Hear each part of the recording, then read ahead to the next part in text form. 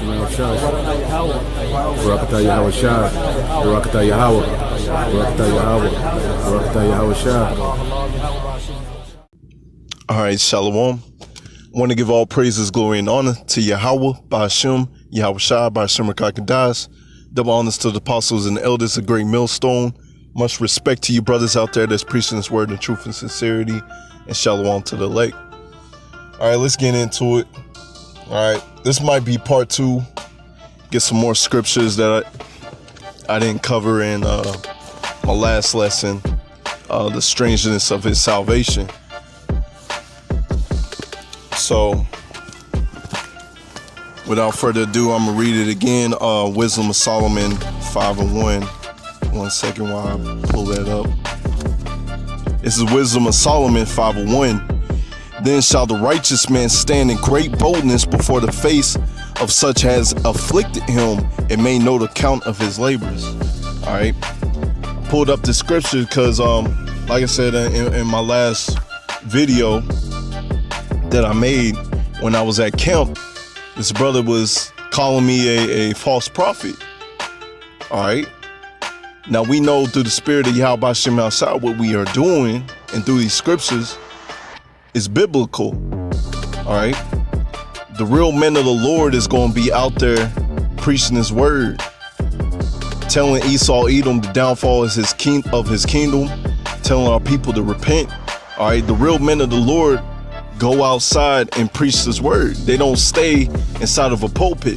Now we do these sit downs throughout the week, but the most important thing that we do is go outside and prophesy this world, prophesy this downfall of this world.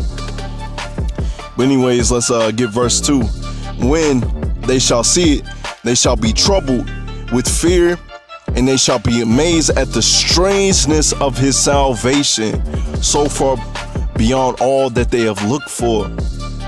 All right, because the strangeness of his salvation is being caught up in them chariots, or that brother getting that spiritual power, him being like a lion, tearing up the enemies, all right, destroying them like it ain't no tomorrow. All right, that's the strangeness of his salvation. Ultimately, Yahweh Shai coming back with Michael and all the other angels. All right, Yahweh Shai and all the other angels coming back to redeem us, to get us caught up in the chariots. All right, so far beyond all that they look for, and repenting and groaning for anguish and spirit, they shall say within themselves, this was he whom we have sometimes in derision, a proverb of reproach. All right, because Esau, Edom, and all these other nations, you know, they call us nigger spicks and spittles and all these other bywords. All right. But at the end of the day, man, we not going to be the butt. We're going to be the head. We're going to be the ruling class. All right. And it starts with the brothers having a ruling class mentality and following the apostles and elders. All right. And ultimately, it's guided through the spirit of Yahweh Ba'ashem outside. All right. We fools accounted his life madness and his end to be without honor. How is he number among the children of power? All right. So that's why they saying, man, this niggas out here just preaching the word. All right. Telling their people to repent. How is he numbered in the children of power? All right. Here they are living it up, living their best life. Or you got our people, you know, trying to live it up. And at the end of the day, they ain't happy. All right. They smoking weed. They getting wasted. All right. They jumping from partner to partner. All right. And they just ain't happy in this world. Their money is low, but they out here looking at you crazy for preaching the word. All right. They're going to find out that what they was doing on this side of the earth amounted to nothing. But what the men of the Lord and the elect is doing is following the law, statutes, and commandments of Yahweh Ba'ashem outside, to make sure they're in good graces with Yahweh Ba'ashem outside. All right. and his lot among the saints. Therefore we have erred from the ways of truth, and light of righteousness have not shined unto us, and the sun righteousness rose not upon us. Why? Because Esau, Edom, at the end of the day, man, you had your rule. All right, your rule is up, and you 2/3, man. All right, your rule is up with this man on this side. All right, but y'all gonna come back. Y'all gonna be righteous. All right, y'all gonna come back and be righteous. But for Esau, Edom, man, your kingdom is done. Your kingdom is done. All right, we can get 2nd Ezra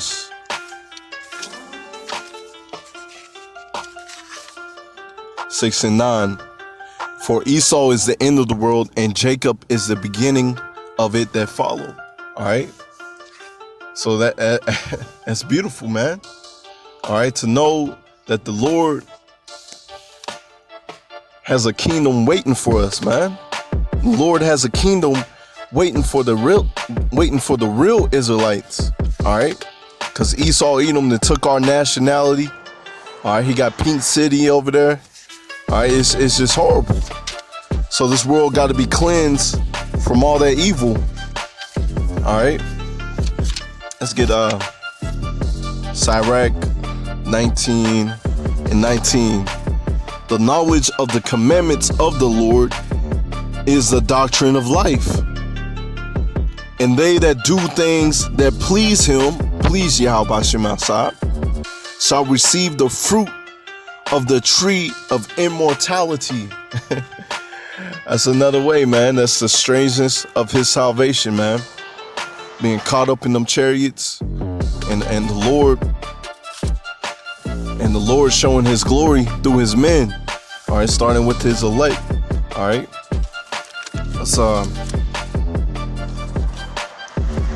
let's get 1 Corinthians.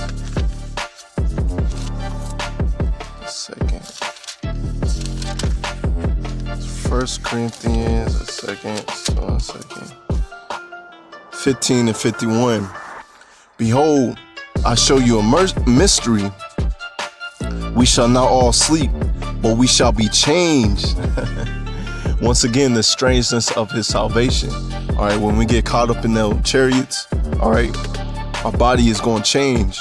All right, in a moment, in the twinkling of an eye. Slakia, did I read the chapter? It's 1 Corinthians 15 and 51. But now we're on 52.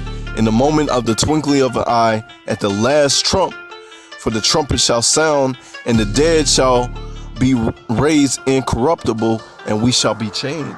All right? Because everyone that died in the truth, all right, they're going to be the first ones to be risen up.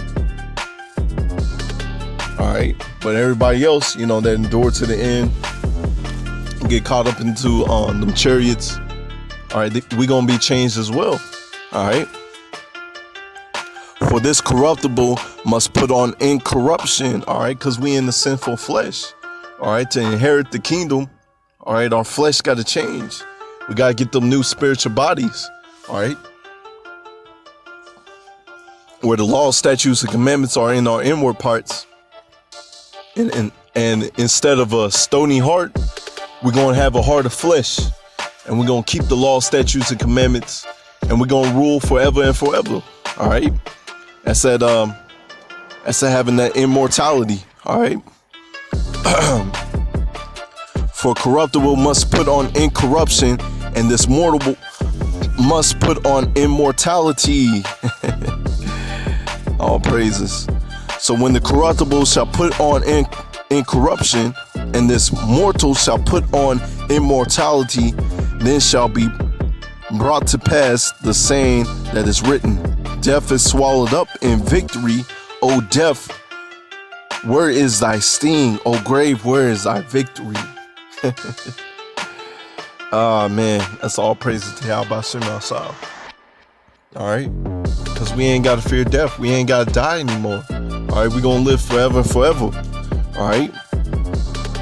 When these heathens see us in our beautiful state, having that spiritual power, once again, that's the strangeness of our salvation. All right. I'm gonna jump down to 58. Therefore, my beloved brethren, be ye steadfast, unmovable, always abounding in the work of the Lord, for as much as ye know that the labor is not in vain in the Lord. All right, our labor going out there on the highways and byways, doing these sit downs, feeding the lambs of Yahweh Shem Shah, our labor is not in vain. All right, all you got to do is just endure to the end. All right, you endure to the end, it's going to be beautiful. All right. Let's get Revelation 1:7. All right. It's Revelation 1:7. Behold, he cometh with clouds. What are these clouds? These are the clouds of the chariots. All right. Every eye shall see him, and they also which pierced him, all the kindreds of the earth shall wail because of him. Even so, amen. All right, because he's our salvation, man. He's our salvation. All right, coming back.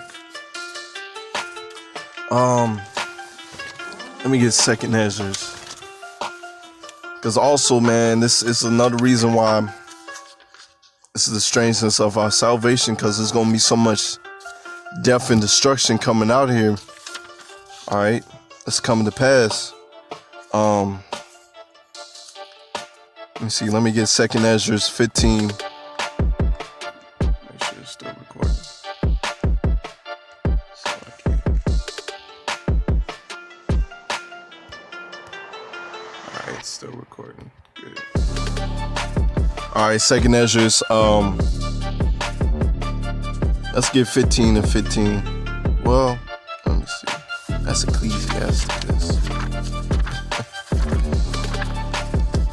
Wonder why I was looking weird. Anyways, let's get